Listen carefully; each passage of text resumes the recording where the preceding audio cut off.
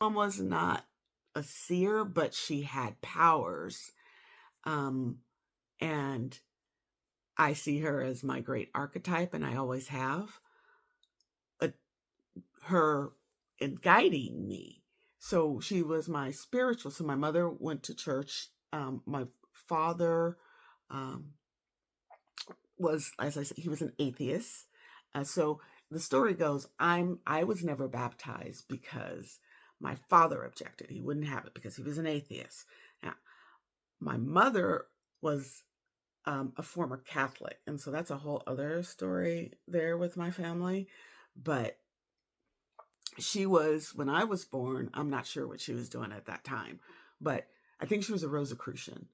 Um, and by the time that I had memories, I remember her taking me to some Baptist churches when I was young. I liked the singing, but I didn't like the yelling, and I didn't like the whole evil hell thing.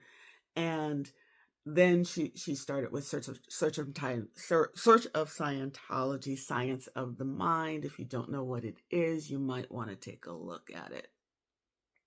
It was popular in the 70s and it's really fallen off, but their philosophy is really beautiful. It's one of the philosophies on earth that I've been drawn to and thought was reasonable.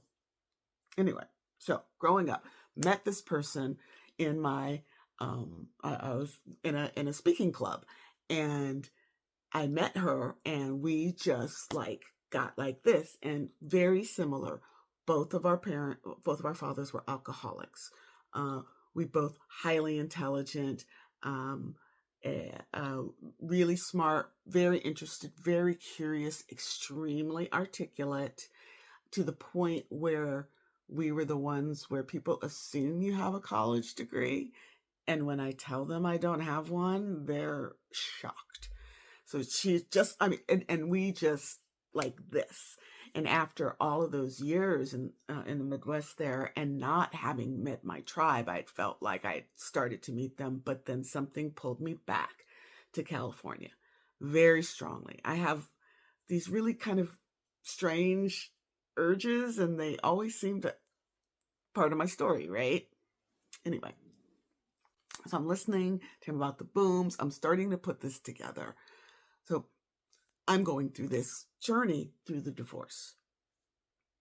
I'm building a business, and it's one of those things where you have the idea, but it's come to me over small parts over many years, and I've just started to see things clearly on what I want to do and what is are the possibilities.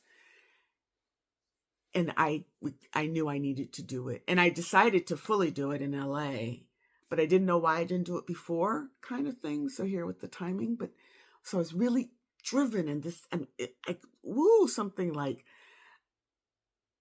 was possessing me, and my body was not cooperating. I have MS, so I'm always very uh, sensitive to overloading myself. And as I've learned lately, that also sensitive people, and I'm using sensitive in a very wide manner here, sensitive people are prone to immune diseases. So that makes sense, because one of the things immune diseases does to you is it stops your physical body. It's kind of an all over thing, and you just never know how it's going to attack you. Quite ingenious, wouldn't you say?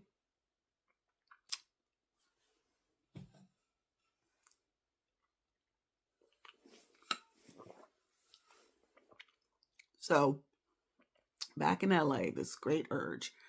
Um, and my husband had supported me brilliantly. Let me give you a little background on my husband. A lot of people think I married beneath me. And my friend in back home, back in my old town, a lot of people believe that she married beneath her. Her husband um, has problems with or has been taken over by alcohol, and my husband has a similar affliction. So we both had fathers, and we both married. Same. I always say she's my sister from another mother.